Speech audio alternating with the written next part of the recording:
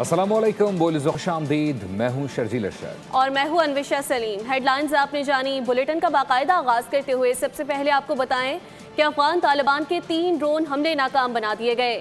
Drone ہدف تک پہنچنے سے قبل مار گرائے گئے۔ پاک فوج کے شعبہ تعلقات عامہ کے مطابق کسی فوجی یا دیگر بنیادی ڈھانچے کو نشانہ نہیں بنایا گیا۔ ڈرون کا ملبہ گرنے سے معمولی نقصان ہوا۔ کوئٹہ میں 2 بچے، کوہاٹ اور راولپنڈی میں ایک شہری زخمی ہوئے۔ حملہ عوام میں خوف پھیلانے کی کوشش۔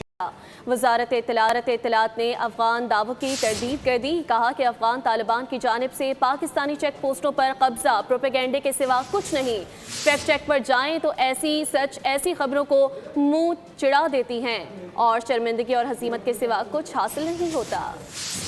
افغان طالبان کے ڈھول کا پول کھل گیا۔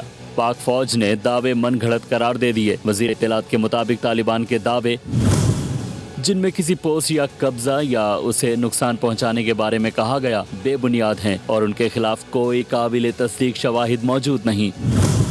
افواہوں کا بازار صرف دہشت گردوں کے سوشل میڈیا اور بھارتی میڈیا پر گرم ہے۔ کوئی مصدقہ ذرائع اس کی تصدیق نہیں کر رہے۔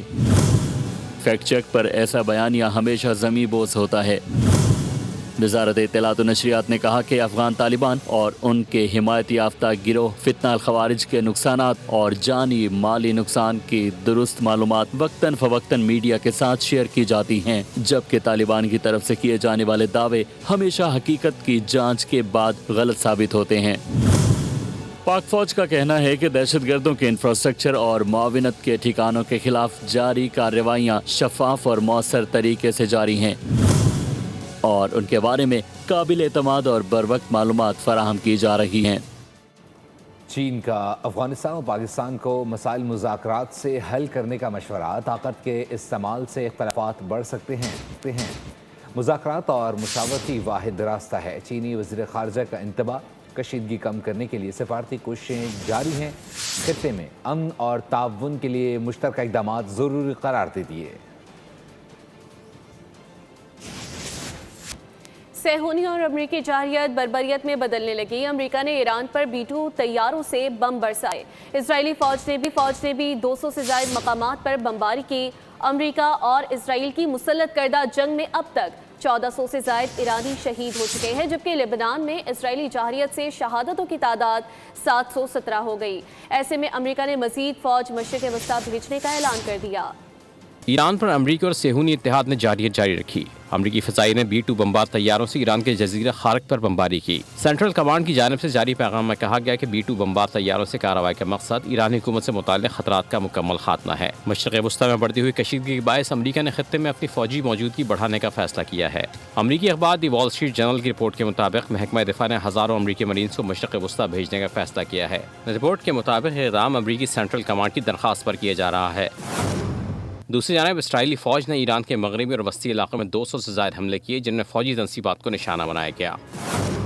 اسرائیلی فوج کے مطابق حملوں میں بیلسٹک میزائل لانچرز، فضائی دفاعی نظام اور اسلحہ تیار کرنے والے مراکز کو نشانہ بنایا گیا ہے۔ اسرائیل نے لبنان میں بھی خون ناحق بہایا۔ مرکز صحت پر بمباری کر کے 12 افراد کو شہید کر دیا۔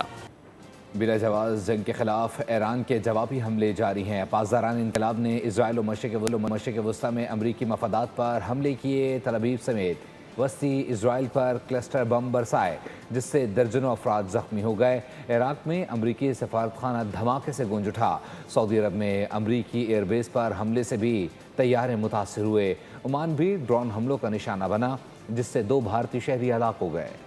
امریکی سپر پاور اور اسرائیل کی جابرانہ طاقت کے آگے ایران ڈٹ گیا۔ پاسداران انقلاب نے تل ابیب سمیت وسطی اسرائیل پر بڑا حملہ کیا۔ کلسٹر بم گرنے سے 20 مقامات پر دھماکے ہوئے اور آگ بھڑک اٹھی۔ متعدد گاڑیاں بھی شعلوں میں گھری دکھائی دیں۔ ایک کلسٹر میونیشن کے ہائی وے پر گرنے سے بڑا گڑھا پڑنے کی اطلاع بھی ہے۔ دوسری جانب عراق میں امریکی سفارتخانے پر بھی میزائل حملہ ہوا اور فضا دھواں کر دی۔ اس حملے میں ہیلی پیڈ کو نقصان پہنچا۔ سعودی عرب کے پرنس سلطان ایئر بیس پر حملے کے نتیجے میں 5 امریکی ریفیولنگ طیاروں کو نقصان پہنچنے کی اطلاعات ہیں۔ حملے کے دوران کوئی جانی نقصان نہیں ہوا۔ متاثرہ طیاروں کی مرمت کا کام جاری ہے۔ ابتدائی اطلاعات کے مطابق اب تک 7 ریفیولنگ طیارے متاثر ہو چکے ہیں۔ اسی طرح دبئی پر ایک بار پھر حملہ ہوا۔ متحدہ عرب امارات کے دبئی میڈیا آفس نے بتایا کہ فضائی حملہ ناکام بنایا گیا اور گرتے ہوئے ملبے سے شہر کے مرکزی حصے میں ایک عمارت کو نقصان پہنچا۔ ईरान ने बहरीन में अमरीकी बेस को निशाना बनाने का दावा किया, जबकि अमरीकी मीडिया के मुताबिक अमरीकी साख्ता लॉन्चर ने बहरीन से ईरान की तरफ मिसाइल दागा। दूसरी जानिब ओमान पर भी ड्रोन हमला हुआ। एक ड्रोन सनती इलाके में गिरकर तबाह हुआ, जिसके नतीजे में 2 गैर मुल्की कारकुन हलाक और चंद जख्मी हुए। दूसरा ड्रोन एक खुले इलाके में गिरकर तबाह हुआ, लेकिन इससे कोई जानी नुकसान नहीं हुआ। UAE के शहरी बंदरगाहों, डॉक्स अमरीकी फौजी तंसीबात से दूर रहे। इलाकों को फौरी खाली कर दें। ईरान के खातिमुल अंबिया सेंट्रल हेडक्वार्टर्स ने UAE के शहरियों को खबरदार कर दिया। ईरानी फौजी कमांड के मुताबिक खलीज में मौजूद वो मकामात जहां अमरीकी फौजी मौजूद हैं अब मुमकिन फौजी अहदाफ बन सकते हैं। शहरी अपनी हिफाजत के लिए ऐसे इलाकों से दूर रहें। सरबरा MKM खालिद मकबूल सिद्दीकी ने कहा कि गवर्नर को हटाने में एतमाद में नहीं लिया गया। कामरान तसूरी एक तारीख रकम करके गए हैं। जब तक हम मौजूद हैं आवाज़ उठाते रहेंगे। जो शहर दुनिया के बेहतरीन शहरों में एक था वो बदतरीन कैसे हो गया। ये वो शहर है जिसके बजट से पूरे पाकिस्तान में मोटरवे फैलाया हुआ है, लेकिन इस शहर के लिए कोई मोटरवे नहीं है। जो लोग इस शहर में कमाने आते हैं वो डिक्टेट कर रहे हैं। में लेने की बहुत ज़रूरत है और उसमें कमी हुई है, लेकिन मैं बता दूं कि कामरान तसूरी साहब एक तारीख रकम करके गए, बड़ी बुर्दबारी के साथ गए, बड़े एतमाद के साथ गए, बड़े दिल के साथ गए, सबको मुबारकबाद दे के गए, जो ग्रेस के साथ गए। जब तक आवाज उठाने की गुंजाइश बची रहेगी, क्योंकि कई चीजें हैं जिसपे हमने लड़कर हुकूमत का साथ रह के कोई सवाल जरूर मीडिया पे उठाए। वो शहर जो 2008 में 9 में दुनिया के इमर्जिंग शहरों में था, इस तक 17-18 साल के बाद दुनिया के राइश के लिहाज से बदतरीन शहरों में इसका शुमार क्यों? ऐसी क्या तब्दीली आ गई? आज इस शहर की हालत यह है कि जिसके फंड से पूरे पाकिस्तान में मोटरवे, कराची हैदराबाद के दरमियान कोई मोटरवे मौजूद, और हालात ये हैं कि जो लोग कमाने आते हैं वो डिक्टेट कर रहे हैं। इसी के साथ ही फिल्म न्यूज़ से इतना ही। मज़ीद अपडेट्स के लिए विजिट कीजिए bolnews.com। आप देखते रहिए बोल न्यूज़। सब्सक्राइब करें और बेल दबाएं ताकि कोई खबर रह न जाए।